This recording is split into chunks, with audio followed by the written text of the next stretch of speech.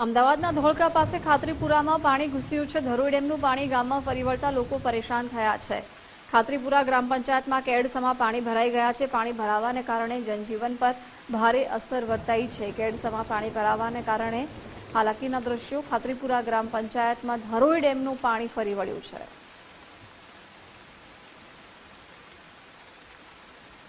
અમદાવાદના ધોળકાના વૌઠા ગામમાં ભારે તારાજી સર્જાઈ છે। ધરોઈ ડેમના પાણીએ ભયાનક વિનાશ નોતર્યો છે। ડેમનું પાણી ફરી વળતા વૌઠાનો રસ્તો પાણીમાં ગરકાવ થયો છે। વૌઠા ગામના ખેતરોમાં પાણી ભરાઈ જવાને કારણે પાકને મોટા પ્રમાણમાં નુકસાન થયું છે। ખેતરોમાં પાણી ફરી વળતા ઊભો પાક પણ ધોવાયો છે, જેના કારણે ખેડૂતોની ચિંતા વધી છે। પાકને મોટા પ્રમાણમાં નુકસાન થયું છે।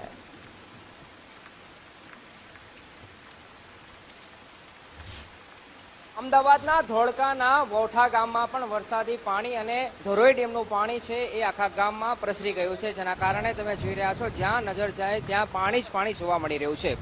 અહીંયા જે ડેમનું પાણી ગામની અંદર ઘૂસી આવ્યું છે, જેના કારણે એના જનજીવન પર ભારે અસર જોવા મળી રહી છે। એના ગામના દરેક ઘરોમાં પાણી ઘૂસી ગયા છે, એ ચાહે પ્રાથમિક આરોગ્ય કેન્દ્ર હોય અથવા તો શાળા હોય। જેટલા બાંધકામ તમે જોઈ રહ્યા છો એની બહાર પાણી અથવા તો જે બાંધકામ છે એ સંપૂર્ણપણે પાણીમાં ગરકાવ થઈ ગયેલા જોવા મળી રહ્યા છે। અહીંના સ્થાનિક પણ મારી સાથે છે, સતીશ, એમની સાથે વાત કરીએ। એ કહો કે અહીંયા આખી પરિસ્થિતિનું નિર્માણ થયું છે, કેટલા સમયથી આ પરિસ્થિતિ છે અને જો વધારે પાણી અહીંયા છોડવામાં આવે તો કેવી પરિસ્થિતિનું અથવા તો ભયજનક પરિસ્થિતિનું નિર્માણ હજુ થઈ શકે છે? આ જગ્યા 7 નદીનો સંગમ છે, પવિત્ર સ્થાન છે, 7 નદીઓ ભેગી થાય છે અને અહીંયા ભયજનક પરિસ્થિતિ સર્જાઈ ગઈ છે અત્યારે હાલની પોઝિશનની અંદર। અને નીચાણા વિસ્તારની અંદર બહુ ઘણી બધી સમસ્યાઓ ઉપજી છે। નાના માણસો જેને ફૂડ પેકેટ મળે ના મળે, ખાવાની સમસ્યાઓ છે, ઘરમાં પાણી ઘૂસી ગયા છે, એ સમસ્યાઓ છે હાલની પોઝિશનની અંદર।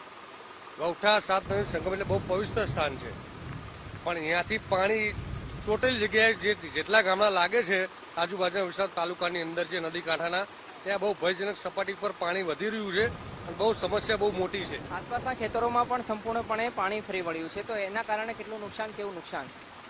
મારા અંદાજે 3,000-4,000 વીઘા જેવી જમીન છે ને, જે ડાંગરો જે ઊભી છે એમાં બહુ મોટું નુકસાન છે, કારણ કે ડાંગર છે ને બધી પાકી ગયેલી હતી, પણ આ પાણી ગરી ગયું એટલે એમાં કોઈ શું લેવાનું રહેતું નથી। તો તમે જોઈ રહ્યા છો પાછળની તસવીર આપણે બતાવું તો જે સાઇનબોર્ડ તરફ એટલે કે જે વડનું ઝાડ છે ત્યાં તમે જોઈ રહ્યા છો કે માણસના કમરથી ઉપરના ભાગમાં આ પાણી જોવા મળી રહ્યું છે।